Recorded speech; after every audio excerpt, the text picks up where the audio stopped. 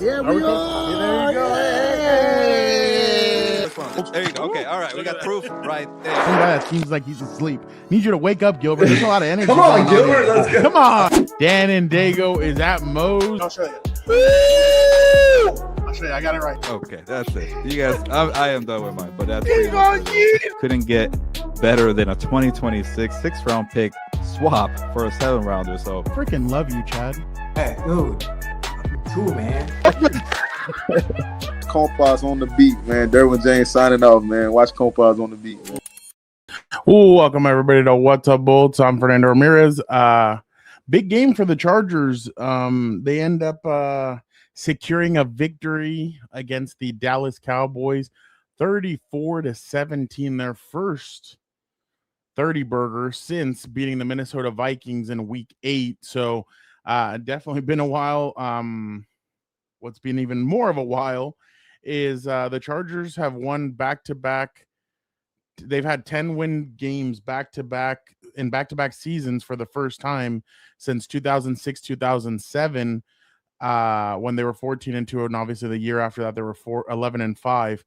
But going even further back than that, it is the first time that the Chargers have had the same head coach has had back-to-back 10-win games or more since Don Coryell did it back in the 1979, 1980. So in those seasons, he actually had 3 in a row with 10 wins. So we're going all the way back to the 79. So jump in the DeLorean and let's go there. So, but definitely a big win. And I'm going to repeat these stats right now when Dan jumps on, because I'm sure he is not going to be happy. But Alex, how are you doing? Thank you so much for joining us. But yeah, big victory for the Chargers. It puts them at 11-4. They are still the 5th seed. Buffalo obviously won their game, but they're still at the 5th seed. The Chargers need some help. If the Raiders beat the Houston Texans, which I believe they're not, I think they're down 7-0, but that's because Geno Smith threw a pick 6 to Derek Stingley. But the only other way that they can clinch tomorrow is if the Indianapolis Colts lose to the San Francisco 49ers. So if Phillip Rivers can give them some help, in a negative way, obviously, then they'll clinch a playoff spot. But we'll see what happens. But all right, this individual that I'm about to introduce, he told everybody before the season, look, I think our basement is 10-7. He said the ceiling is 12 wins. And he made a bet. He said the Chargers will win more than 11 games or more. He won that bet today when the Chargers beat the Dallas Cowboys 34-17. That individual is very happy right now. That individual is a little nervous and a little angry at the offensive line, but he digresses. But it was a good performance today by the Chargers. Let us bring in the birthday boy, Dan and Dago.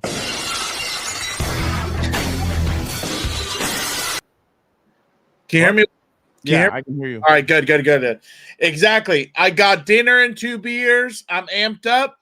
10.5. I took the over. I said, Jimbo, there's no way he's going to get under 10 wins, so I'm good to go. Thank you, Alex. Angie, good to see you. So I'm feeling great. This is true. That's hilarious. Especially if he's going up against Pete Carroll. Exactly. That definitely would have been a touchdown at the end.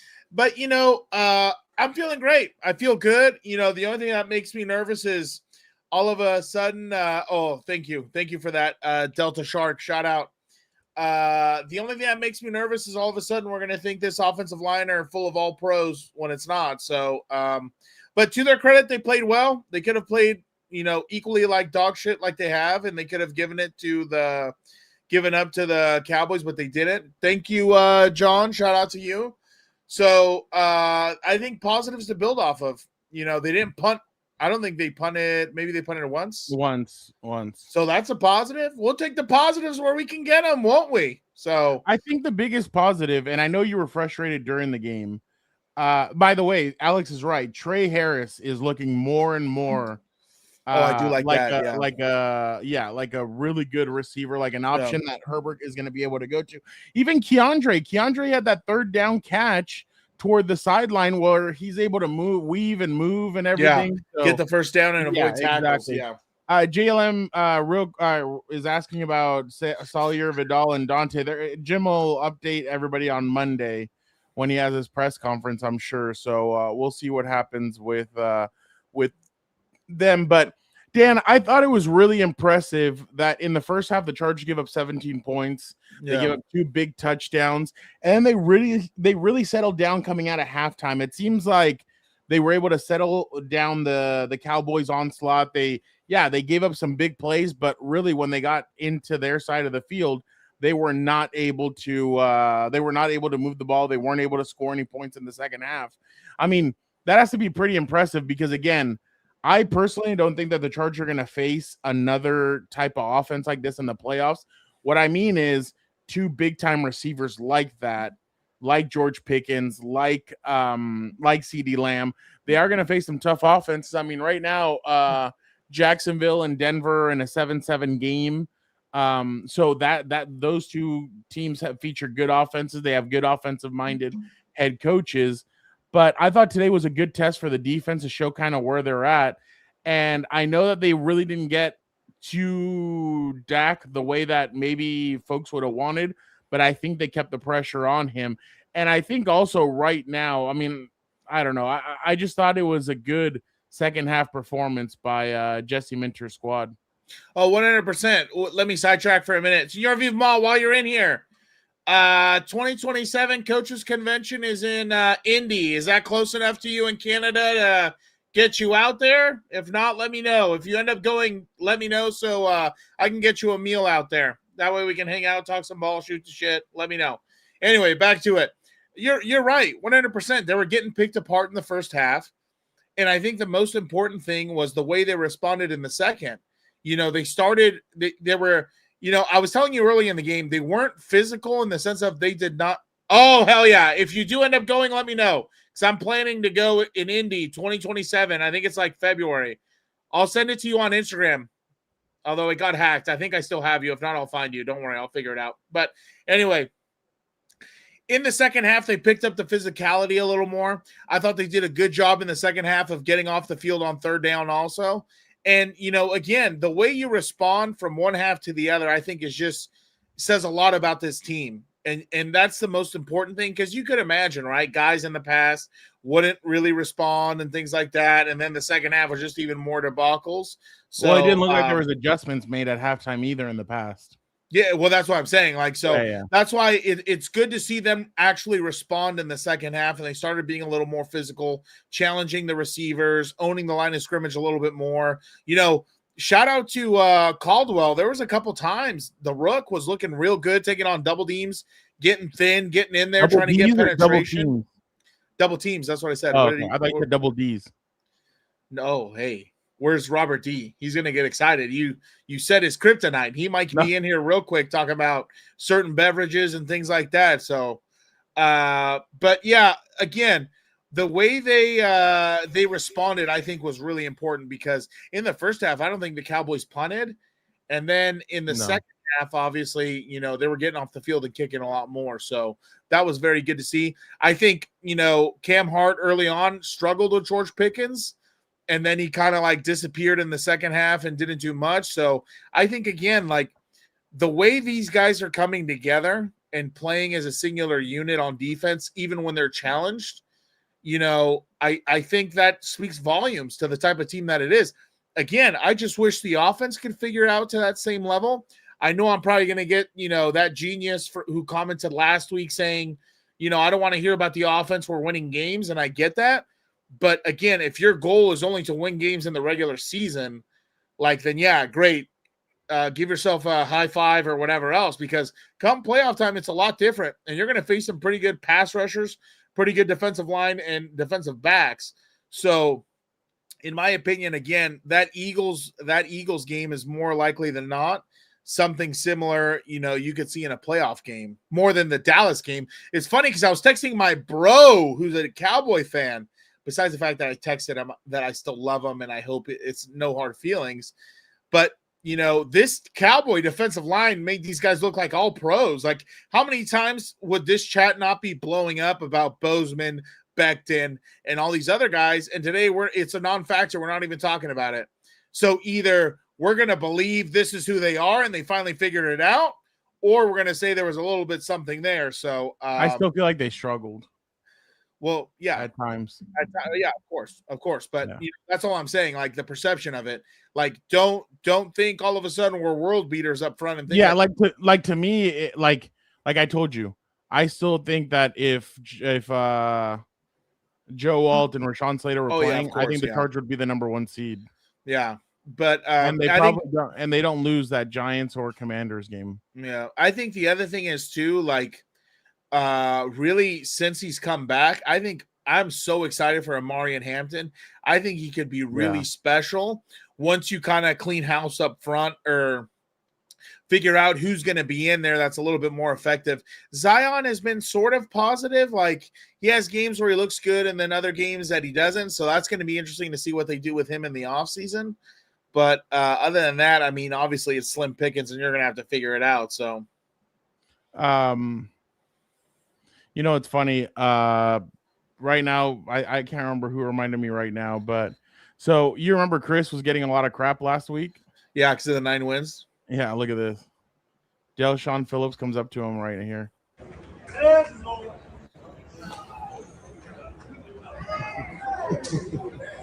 Double digits? That's hilarious. I agree with Alex's comment. Hampton would have had 1,000 yards if he didn't get hurt. I think the guy's been special. And I mean, really, it goes back to the old joke I always say on this show. That's why you draft running backs in the first round, kids, because his getaway speed, his vision, how physical he is running through tacklers, like, it's good. And I just wish, again, I can't wait to see him run behind an actual little more competent offensive line. So, yeah, no, I agree. All right. If you're wondering what happened after the game in the locker room, here it is. Oh, hell yeah. Let's see this.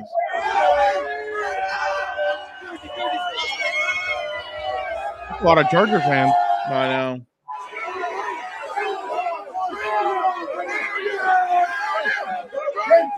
Another great team win. Another great win. We're close, but pull it down one time. Pull it down. Get those captains up here. Captains, come on up here. Oh, there's your dad in the back, I think. Give me the 3 coordinators, too. Oh, great no. job, Justin.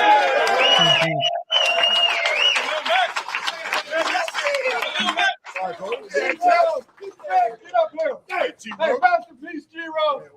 Shut him out in the second half. Yes,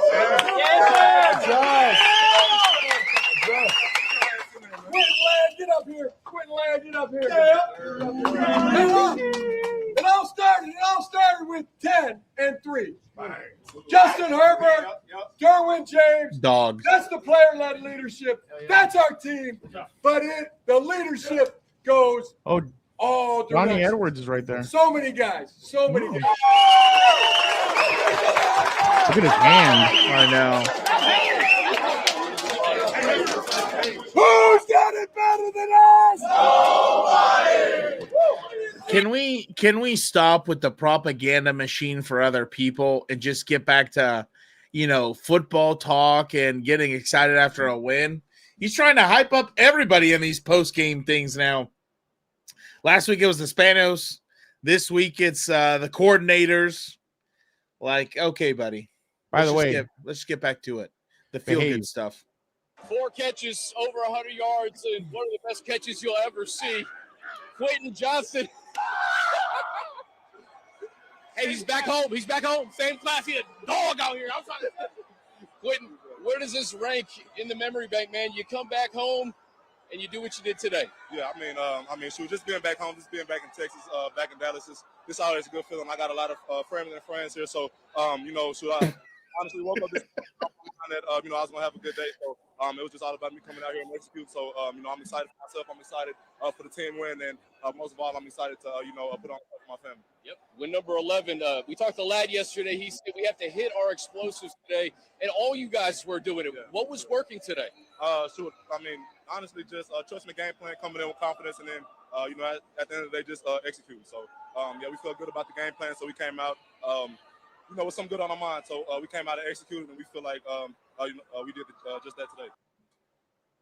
I mean, hey, to his credit, he played well. So it is what it is. We'll see if he does it next week. Because, again, the biggest problem I have offensively is just this offense is too inconsistent. You either have one guy carry thank you, sir. Thank you, sir. My bet has been realized. I'm undefeated so far. The only bet I think I'm going to lose is the Broncos winning the division. I got too greedy. I always get too greedy on a bet, but going back to it, the problem with this offense just is the consistency part of it. You have performances like today, and then you'll have performances like last week or the week before where they're just kicking field goals. So it's like, more than anything, find the recipe from your damn, Cheesecake Factory menu or whatever stupid restaurant analogy you want to call it, that work on a consistent basis. Like, you know what I'm saying? That's what I hope he can figure out pretty soon, because again, more than anything, you have to find plays, personnel groupings, formations that maximize the talent of your personnel.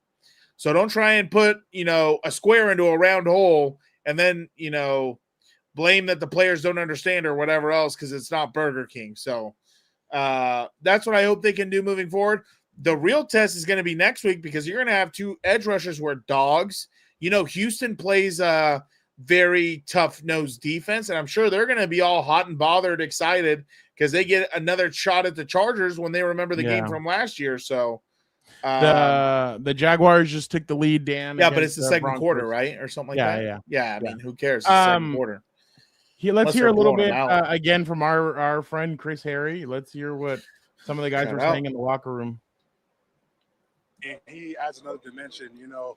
Kamani's electric, but Omarion in a different way runs a little different, but he's electric. He's got breakaway speed. He can run guys over. We have so many playmakers over there on offense, and obviously dog leading the way over there. There's never a doubt on this side. We started off slow on defense, and the offense was rolling right away. It feels really good, the whole group eating. So it's good when everybody's eating, everybody out there doing their thing, because then everybody's having fun, everybody playing free and fast. And that's the main thing we want to focus on, is playing free and fast. It feels good. We've always had a dominant offense. Just trying to get their feet back under them, but we appreciate them picking us up in the first half, and then we taking care of the second half. The game, though, didn't. Wow. I like the T-shirt suit thing. That's interesting. That's kind of the new trend. Do you notice that? Yeah. Interesting. I don't know what we feel about that in the chat. How do we feel about that? Lewis Hamilton is at the Broncos game. Oh God, I'm not trying to piss myself off for free. I'm trying to feel good. Good. What did Dan, exactly, Alex. I was pissed he wasn't playing the whole time last year. Dan, I kind of want you to speak on one player that you've been very excited about, especially since the moment he got drafted.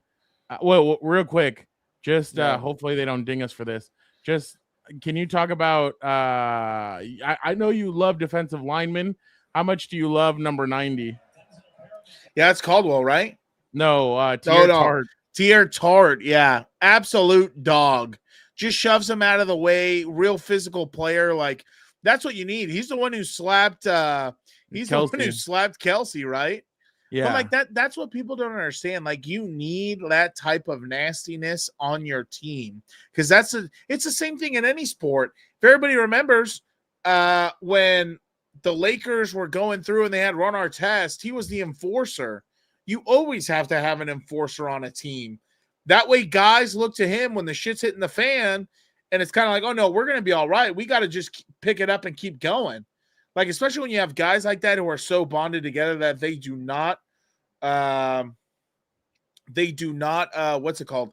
They do not allow that type of manure to happen. I love that. Like, don't get me wrong. I hate penalties, But if someone takes a late hit on a quarterback and a center like berates him or like decks him, I'll take that 15-yard penalty. I mean, don't do it late in the game. Do it in the first half and I'm not in the red zone. Be smart about it. But I will gladly take that penalty because it means you have a bond on your team. And that's the biggest thing. You know, I understand they're paid professionals and they have to do all their stuff. But at the end of the day, it's still the same game. You have to believe in your teammates and you have to have a love and a bond that just connects you. Which, by the way, I love the Miami Vice references. Dan, what I did want to go, like, I wanted you to speak on is you got very excited, especially when it's because I gave a stat, Dan. So this is the first time that the Chargers have won back-to-back 10 games or more, double-digit games. Oh yeah, 06, 07. My goodness. But there was a head coach change in between. So Marty Schottenheimer and Norv Turner. The last time that a Chargers head coach was the same guy and he had back-to-back wins, it was what's his name? It was Eric Coryell, Don Coryell in 1979, 19. That's the last time a Charger head coach had back-to-back 10+ win seasons. Yeah.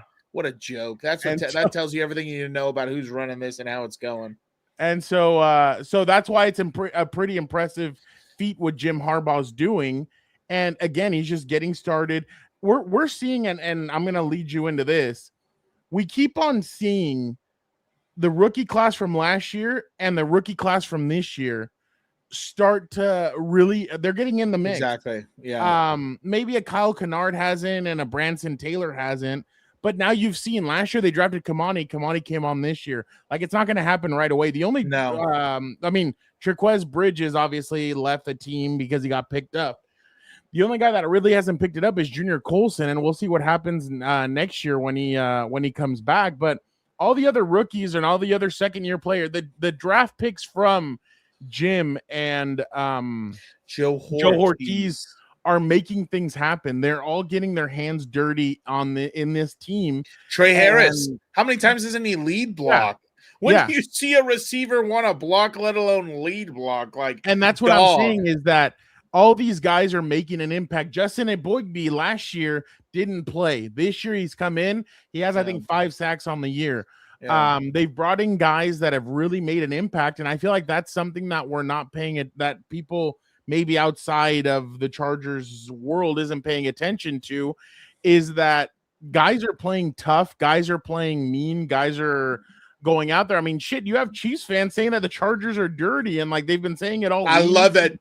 And everything. I love the hate. So it's just been impressive to see the way Jim has really changed this team around from last year to this year. That's why I thought they were going to win double-digit games in back-to-back seasons. I understood last year they didn't beat a playoff team except for the Broncos, but everybody had to realize that that's because Jim kind of put paste and sticks and Band-Aids on a team that there was a lot of money spent. There was a lot of crap going on. This year, they now have 2 draft classes. They have 2 free agent classes that they've put together this squad. And that's why I truly believe, this year, I think they'll win a playoff game. Maybe they can win 2. But I think next year is going to be their really tough year. Like, next year is going to be the year where they might take heads off. They will win big time games. The offense will look a lot crispier than it has this year, a lot smoother.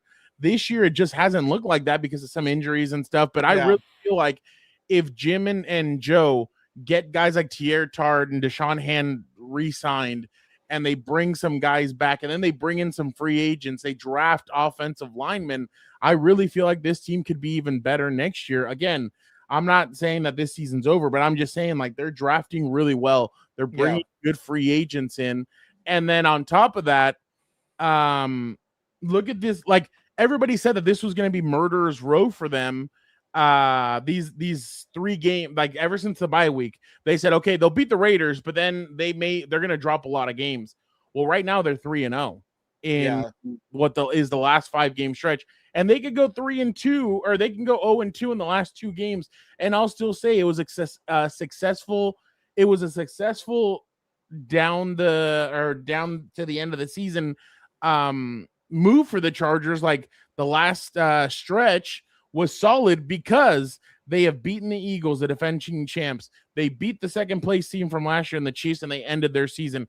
And they beat the Cowboys, who I thought they were going to give them a lot more trouble. They did give it in the first half, but the Chargers really controlled that game. The offense was able to move the football. So I really feel like this Chargers team is playing really strong. Is it enough to beat Houston? I don't know. Is it enough to beat Denver and catch Denver for the division? I don't know. I mean, Jacksonville's up right now, but we saw what happened last week against Green Bay when Green Bay was up, and they ended up giving the lead up once Micah got hurt. But I will say that I think this Chargers team is on the right path. I think this is the best this Chargers team has looked in a while. I can't say better than the 2006, 2007 squads because those squads had way better offensive linemen. But with this beat-up offensive line, Jamari Sawyer going out and other guys not being able to play and them using another completely different offensive line, you have to say you're impressed seeing that they've won 11 games. Yeah. Offensive line. Joe Alt's barely played this year. Joe Alt played in the first 3 victories, and then he played in the one against Minnesota. So that's 5. So the Chargers basically have been 6-4 since he got hurt. That's impressive, especially with the beat up offensive line that we've seen. And I'm sorry to go on a little bit of a tangent, but I've just been really impressed, especially in the last few weeks where the rookies have really taken over and they've been helping. Omarion Hampton, Aronde Gatz, Andre Lambert-Smith with the late touchdown last week. Today he had a catch where it should have only been a 5-yard gain on 3rd and 9. And he scampers and he dances all the way to a first down that helped the Chargers get a touchdown. You have other guys obviously that are making an impact, but I wanted to give you the floor to talk about Omarion Hampton and what you think about him. Oh, everything you're saying is completely right, though. Like, besides the fact that they're living the next man up type of mentality, and I mean, at times it's been ugly, but I mean, they still figure it out. They don't make excuses.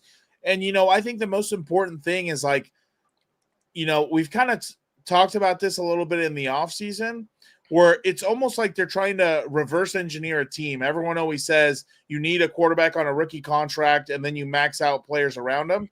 Well, they're doing it almost in the opposite way. They have the max deal with like Justin Derwin and some of these other guys, and they're spot filling with guys they draft who are good players because they do their research and they know how to pick right for the most part, right? Because no one's perfect.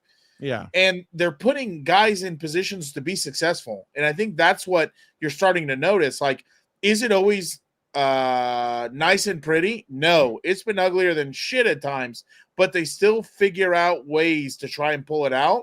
Where again, I'd be curious to see the stats on one-score games in the past 2 years since Harbaugh took over and compare it maybe to, the last 2 head coaches of the Chargers or whatever.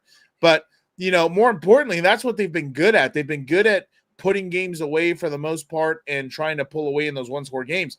Now, when it comes they used to not win ugly games. That's what I'm saying. Not win. Yeah. It would just get ugly. Yeah. It would get uglier. Yeah. But and then the other thing with Omarion, I was kind of a young buck when it happened. But, he's given me a little bit of LT vibes where I'm like, if we could just get some all-pro offensive linemen, center, guard, tackles, he is going to be so scary, especially because you have him on a rookie deal for a while. So, again, like the way his speed is just unmatched. Like I know everybody gets excited with Austin Eckler and all that stuff, but he did not have getaway speed like Omarion Hampton did or does. And, that run against the Giants, when I was there to see it live, I just could not believe how fast this guy was. And he outran everyone for like a 60-yard tud, which, obviously if he doesn't go down in that one, I think he didn't finish that game. And then that physical one where they only needed a yard and he kept on, like he was dragging that defender with him. Exactly. Like he was doing that today, dragging guys with him. So he's definitely he's going to be special. They just need to, again, maximize personnel and fix the offensive line. Yeah, it's going to be – I can't wait to see that guy continue to flourish. I just hope we can really start, getting the right guys in there up front. Because again, look what happens when Herbert has time today. What were his stats? Over 200 yards. I think he had 3 total touchdowns, right? Herbert 0 today picks. was 23 of 29, 300 yards, 2 touchdowns. Omarion Hampton, 16 carries, 85 yards Look at for a that.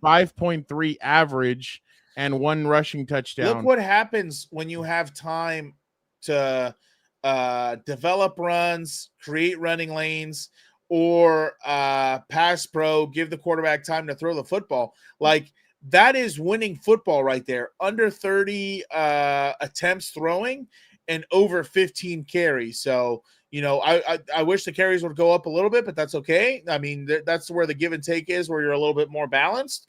But that is winning football. When you see games where Herbert throws for 50 attempts or whatever, they might win the game there, but that's losing football, because you have to keep defenses on their toes and honest, because once they know it's just always passing situations, then these pass rushers earn their money, because then they just have their pass rushing move in their mind right away. They don't have to play the run. So that's the biggest thing moving forward. How do you continue to get this consistency? How do you continue to keep moving the chains? Because again, like, what people don't understand, this is why I get so annoyed with fans last year, where they're like, he's not pushing the ball down the field, he's not doing this or that. You don't need him to. You don't need this offense to what's it called? You don't need this offense to just be 80-yard bombs every time. I'm a big believer in at the Patriots' height, they would probably get 5 yards of play every single time. And those are chain movers. That's what you want to do. Keep moving the chains, control the clock, keep the opposing offense on the sideline. And that is winning recipe to me. That would be my philosophy.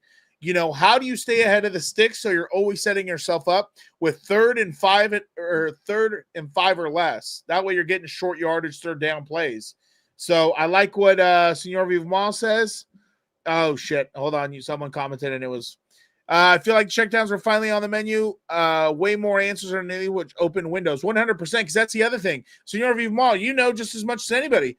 When you're getting pressure and you're getting blitzes, you have to have your checkdowns right away, you know, filling the spots where the linebacker is vacated. That way you get the ball out quick. Do you know how demoralizing it is when you're sending pressures and the ball's out faster than they can get there? It's demoralizing to a defense. So that's why you have to have your fast answers.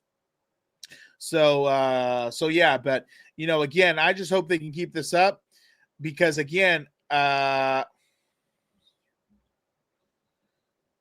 yeah. Yeah. I remember that stat, Senor Vivement. Mahomes threw the most passes before the line of scrimmage during their double ring seasons. Yeah, I remember that. That was actually kind of crazy. Just an attachment of the run game. You know how that goes. But again, I'm curious to see how they can build off of this, taking the positives out of this. How can they build off of this to make sure they slow down these pass rushers against Houston this upcoming week? That is what's going to be the $1 million question, and I hope Greg Roman is sober and can figure it out.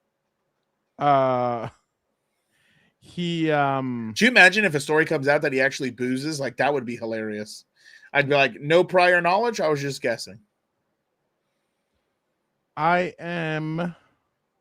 Exactly. I agree with this. We for sure do need Sawyer. Oh, wait. I don't know what that is. We for sure do need Sawyer. He's a better tackle. Don't move him to guard anymore.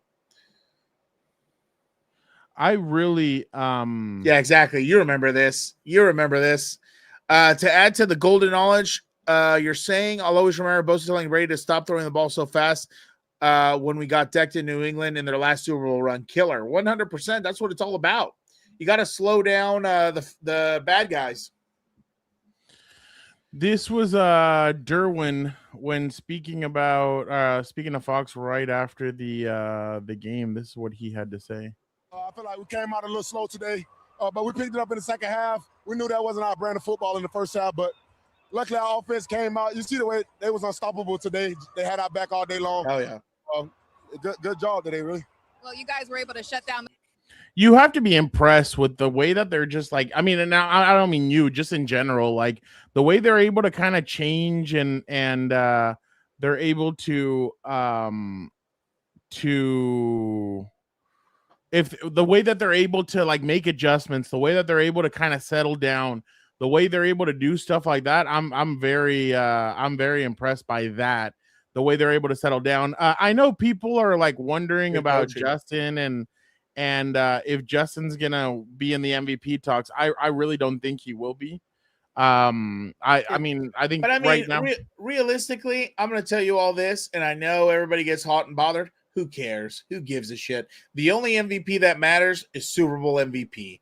All this other stupid crap is just so these guys can have their fancy red carpet, whatever. They like go Gilberto? over there and they, I'm not going to use the, descriptive, what's it called? Saying I like to say, but they just, pat each other on the back. Oh, we're so great. Oh my God, athletes is so much fun. Yada, yada. Who cares? It doesn't matter. No one, I don't care. I'm sure if you ask Justin, it doesn't even matter. He's all about the Super Bowl. He's all about ball. Like, I'm sure if you ask Harbaugh, should you be coach of the year, basically having bag boys up front in offensive line play, he's going to say, I'm only worried about the Super Bowl. I don't care about these things, because that's what it is. Like the thing that people sometimes fail to understand is like, this is a team game.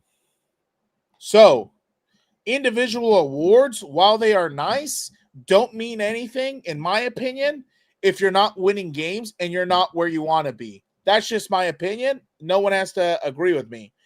The Super Bowl is what matters to these people, in my opinion. Besides, obviously, the money and everything else. Yeah, that's great. Some of them, obviously, they're more in it for the celebrity and their podcast and all that other crap, whatever. But guys who are football players, not people who play football, they are all about the Super Bowl. That's why, again, I think if you ask Tom Brady, would you turn in your MVPs, your All Pros, your Pro Bowls, whatever stupid awards you want for more Super Bowls? He would tell you, hell yes, I would. 100%. Because that's what it's all about. My favorite quote of his was when he ripped some teammate, I forgot who, because he was upset he didn't get selected for the Pro Bowl. And his like response was, you think I do this for the fucking Pro Bowl? Like, it doesn't matter. It's not like, yeah, it's great to be recognized, but that's not what it's about. So, I mean, again, in my opinion, who cares about the MVP? Keep disrespecting him. Make the chip on the shoulder bigger. Make this team hungrier by disrespecting him and not really talking about him in that type of way. So I'm fine with it. That's fine. We do have this mic'd up video of you and Derwin, who had the game sealing interception. Let's take a look at this. Give me this jersey. Come on, dog. Give it to me. You already know, man. Keep leading, man. It's cool to see you transpiring. No, bro. You already know. The best. Come on now. Do your thing, man. I'll shoot it over. We've had so many battles, man. What a great dude, man. Just plays the game the right way, the attitude, the physicality, the toughness. I love it when, you can get after somebody on the football field. They can fucking pick you up and body slam you, and there's no bad blood. There's just a bunch of respect for how they carry themselves and go at it. And obviously, Derwin's one of the fucking best to ever do it, man. So it was an honor to swap jerseys with him, and the honor to share the fucking gridiron with him, man. I'm a guy that I fucking love this game, man. I love it when I get to go up against another guy that I watch on film. I'm like, that guy fucking plays this game the right way. Isn't it crazy? Like, I mean, like as we're wrapping up, like he's basically on one of those tours where goodbye. It sounds like, goodbye. Yeah, it sounds like he ain't coming back. So that's fine. This is like a conversation for another day. But I'm not a fan of all these NFL players and their podcasts and all this other stuff. Oh, there you go. I didn't know that. I only respect Travis because he always puts Antonio Gates and Mount Rushmore of tight ends. Shout out to you, Haywood. Yeah, it's kind of crazy the way. Remember, I asked him a couple years, like 2 years ago. Yeah, I didn't know. I didn't remember. A lot of people disrespect Gates. I don't understand that, but whatever. Tom, that's hilarious. Tom, don't listen too much here. Sometimes I swear too, but it is what it is. But what was I going to say? But I'm not a fan of these players having their podcasts and everything else. Like, what was this? He shoved a guy or he hit him? It just happened right now. Wow. Why? Is that Metcalf? Yeah. What did he? Yeah, that's interesting. I would love to know more about that. But yeah, I mean, like I said, I wish he would have just cleaned his clock a little bit when they played last week, but it is what it is. You know, if it's time for him to bow out, I'm excited. Get out of here. I can't wait to see all of you guys gone. Fantastic quarterback play. It's definitely MVP caliber. I mean, he's doing things game after game that are reserved for only the best, that are in the game and have ever played the game. I mean, him stepping that 3rd and 7. My goodness gracious, as my grandmother Jessie Sapiti would say, that was some kind of throw. That's what she would say. Your grandma would say that? Yeah. No, she would just say, goodness gracious, when something was really good. Huh? We thought you were saying that she used to say that was some kind of throw. No, just something good. Fantastic. Wow. I love story time with Jimmy. That's great. Now, let's get on to Houston. Let's see what's going to happen there. So don't kill my quarterback. I hope they can keep this up. So. Yeah. Those are passes where you believe in him and you say, you know what, I'm betting on Q, and he goes and makes some big plays. And there was another one that I could have thrown further and I should have laid out further. Yeah.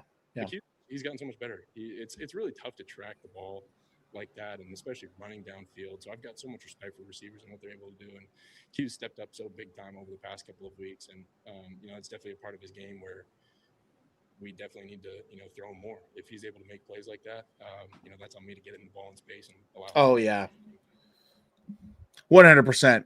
And I think someone said it at the end of the game or whatever. Everyone ate, so that was great. 100% Haywood. I love that. Great ball distribution today. 100%. Absolutely loved it. So yeah, great time. 11 wins, and we're on to Houston. So let's just hope we can keep this good time rolling, like they say. I think there's a song like that. So it's great. Are you ready? You're looking for something. I don't know what you're looking for because you're over there watching the game and I'm over here. No, I'm not watching the game. I was looking for something. No, but it's fine. All right. Last but not least, just to go through it, Justin Herbert, 23 of 29, 300 yards, 2 touchdowns. Omarion Hampton, 16 carries, 85 yards, 1 touchdown. Herbert, 8 carries, 42 yards, 1 touchdown. Quentin Johnston, 4 catches, 104 yards, You're 1 excited. touchdown. Look at the smile you say when you read his stats, huh? You get amped up. Trey Harris, 4 catches, 54 yards. Keenan Allen, 5 catches, 44. Ladd McConkey, 4 catches, 43, and a touchdown. They're going to need this kind of distribution, and I think they need to add a little bit more of Aronde as well. But I really feel like if they can do this game in and game out, I think that they can make more things happen. So, no, I thought it was a good performance. Obviously, like I said, the defense at first struggled.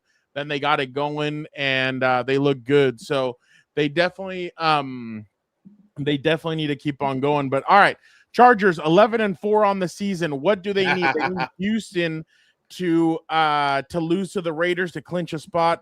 Right now, the Houston Texans are up 10-7 on the Raiders. Jesus. On the other side, the other way they can do it is if the 49ers beat Phillip Rivers and the Indianapolis Colts tomorrow night. So if tomorrow night on Monday Night Football, if the Colts win, if the Colts lose, the Chargers are in the playoffs and they clinch a playoff spot. So hell yeah. Again, the other way that they can win the AFC West, if the Broncos lose today against the Jacksonville Jaguars, and the Broncos at halftime are up 17-10. If the Broncos lose today and the Chargers win out, the Chargers win the division. So it's still in play. They still have an opportunity at it. So we'll see. And especially because are they 11-3? Who? The Broncos? No, the Broncos are. Oh my God. Look at this. They're 12. We got a request. What's the request? If Broncos lose, Fernando has to twerk on his Instagram. Who the hell's that? I don't know. No, I don't know. hell no. I know it's just a joke. No, I know, but I was just looking at it. I'm like, Jesus. I'm like, no, the Broncos are 12-2, but the thing is, so they need to lose. This if they game. lose today, yeah, and if they let's Yeah. just say that they lose to if they lose to today, then they lose to the Chiefs next week, which who knows who's going to be that quarterback, because I think Gardner Minshew tore his ACL. According to multiple reports. Wow, back to back. Oh, they should bring out another quarterback out of retirement. Bring out Derek Carr. Let Derek Carr go in there and play the Broncos. So if the Broncos lose this week, and then the Chargers beat the Texans, and the Broncos beat the oh my goodness, Haywood, the Chiefs, then the Chargers and the Broncos play each other for the AFC West. AFC West next or the last week of the season. So that'd be a Sunday night game, possibly, unless the Ravens and the Steelers are still fighting for the division. But the Lions are up 10-3 right now on the Steelers, so we'll see what happens. Again, thank you guys so much. You guys are the best. Jesus, no, making nothing clap. You guys are the best. We definitely appreciate you guys. This week, I think we're going to record, I think from what I understood, Tuesday is going to be the Chargers, Wednesday, and then Wednesday is going to be their Thursday. I don't know, but I think we're going to record Tuesday after the Four Compas show. I think Dan and I will record the preview because we got a lot of things going on Wednesday, Thursday, so we won't be able to record those days. So Tuesday, guys, as soon as the Four Compas are over, Dan and I will jump on. We'll record a preview, and then, we'll be on. So, again, thank you guys so much. Tomorrow, don't forget, Luna's Lives. How the hell does somebody know that? I know. That's crazy. That's crazy. Again, thank you guys so much. Guys, tomorrow, Luna's Live on Monday. Gilbert and I will be breaking down this game. I want to hear what Gilbert's thoughts are on the Chargers, especially because you guys know Gilbert will keep it real. And then I want to see what Gilbert has to say. My bad. And then I want to hear what Gilbert has to say about the Seahawks upsetting the Rams. Want to see what his thoughts are now that it's been a couple of days. And then on top of that, Tuesday, Luna's is Four Compas. And then after that, Dan and I will preview the Chargers and Texans game. Because Chargers and Texans is on a Saturday, same thing as usual. As soon as the game's over, I go down to the locker room, I come up, we'll record the show, and then no show Sunday because obviously the Chargers played on Saturday. So just want to put you guys up on everything. Thank you guys so much. Oh, I didn't wear my Santa hat today. What a shame. Dan has a hat too, and he's gonna wear it on Tuesday. I won't. So appreciate you guys so much. You guys are the best. Thank you guys. And again, don't forget Luna's Live. You guys are the best. Thank you guys. Dan, why don't you get us out? Haywood, I think it's on NFL Network. I believe it's on NFL Network. That's funny. He's so sad about his Chiefs. Yeah, but all of a sudden he has his damn Panthers. Dan, why don't you get us out of here? Be a compa, tell a compa, and it's a shame that even if you wrote to Santa Claus, you'll never find out why